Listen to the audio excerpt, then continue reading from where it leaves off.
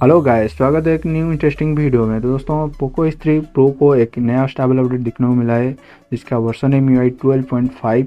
ये पहला MIUI 12.5 update है, पोको X3 मिल चुका है।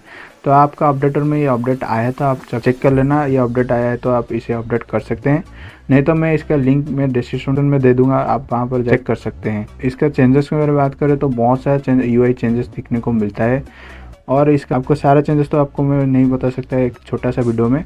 आपको नेक्स्ट वीडियो में इसका बारे में पूरा डिटेल में आपको मैं प्रोवाइड कर दूंगा। ये अपडेट का साइज़ के बारे में बात करें तो ये 830 MB का अपडेट है। क्या वर्जन के बारे में बात करें तो MIUI 12.5.3.0 का ऊपर ये अपडेट आया है।